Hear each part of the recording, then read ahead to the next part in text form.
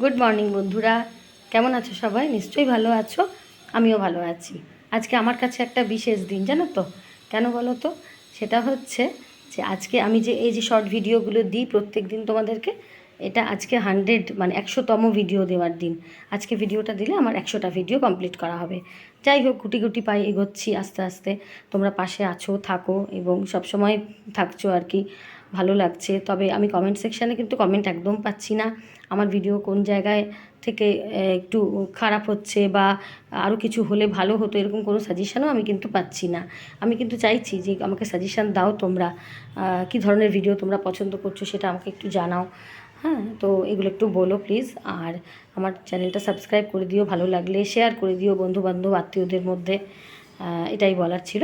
আজ একটু সকাল থেকে একটু ব্যস্ত ছিলাম। আসলে পাশের বাড়ির এক কাকিমা আমার খুবই ক্লোজ, তো উনি পায়ে ব্যথায় খুব কষ্ট পাচ্ছেন, পায়ে একটু মচকে গেছে ঠাকুর দেখতে গিয়ে পুজোর সময়। তার জন্য হাঁটুতে একটু ব্যথা, তো তার জন্য একটু ডাক্তার খোঁজাখুঁজি চলছে, অর্থোপেডিক ডাক্তার তো এখনও পর্যন্ত পাওয়া যায়নি।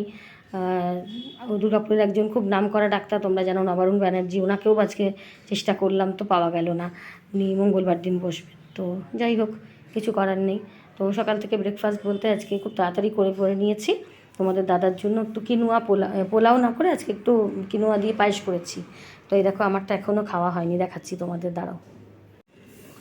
এই যে কিনোয়ার পায়েস করেছি কিশমিশ দিয়ে আর দুধ দিয়ে আর একটুখানি বাতাসা দিয়ে, চিনি অল্প দিয়েছি, বাতাসাই বেশি দিয়েছি, গুড়ের বাতাসা বেশি দিয়েছি, এই আর কি। আর এই যে বেগুন কেটে রেখেছি, কাঁচা লঙ্কা কেটে রেখেছি, ওই যে ট্যাংরা মাছ এনেছিলাম, ট্যাংরা মাছের ঝোল করব ধনেপাতা দিয়ে। আর শিম ভাজা করব, শিম কেটে রেখেছি। রাতের জন্য একটা রান্না করে রেখেছি, সেটা হচ্ছে চিলি চিকেন। এই যে চিলি চিকেন করে রেখেছি আজকে রাতে খাবো বলে। তো আমি একটু খেয়েও দেখেছি, ভালোই হয়েছে, ঝালটা একটু বেশি হয়েছে। আমার কর্তামশাই আসলে ঝাল পছন্দ করে বেশি। তো দিয়েছি চিলি সস আর ঝিঙে আলু পোস্ত করবো, এই যে কেটে রেখেছি। আজ আবার একটু পেঁয়াজ দিয়ে করব। আর এই যে রান্নাঘরে, চলো দেখাই। রান্নাঘরে আমি এই যে, জানো তো আমি ভাজাভুজি করি কালো কড়াইয়ে।